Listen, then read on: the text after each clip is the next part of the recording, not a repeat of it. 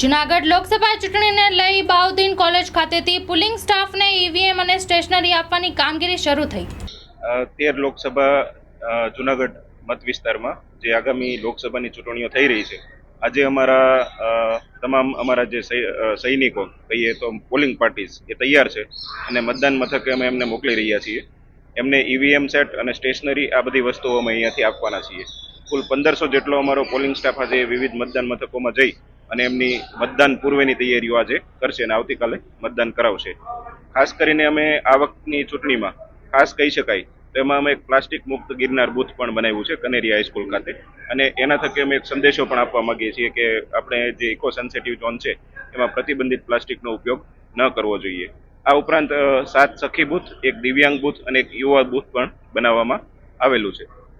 આ ઉપરાંત આ વખતે ગરમી પણ ખૂબ છે એટલે હીટવેવ સંબંધી અમે ખાસ પગલાં લીધેલા છે। જે પણ મતદાન મથકોમાં તડકાની સમસ્યાઓ છે તો ત્યાં અમે મંડપ પણ નાખેલા છે અને જે પોલિંગ સ્ટાફ છે એના માટે પીવાનું પાણી ઉપરાંત જેટલા પણ મતદારો પણ આવે છે એમના માટે પણ પીવાના પાણીની પૂરતી વ્યવસ્થા અમે ત્યાં કરી રાખી છે। આ ઉપરાંત મેડિકલ ટીમ પણ અમારી ત્યાં ફરતી રહેશે અને જો કોઈ હીટવેવ સંબંધી સમસ્યા થશે તો તાત્કાલિક એમને સારવાર આપી શકાય। જૂનાગઢ વિધાનસભા મત વિસ્તાર જે છે એમાં કુલ 287 મતદાન મથકો છે। આ 287 મતદાન મથકો છે એમાં જે મતદાનની કાર્યવાહી છે એ અમારા પોલિંગ સ્ટાફ શાંતિથી સંપન્ન કરાવશે।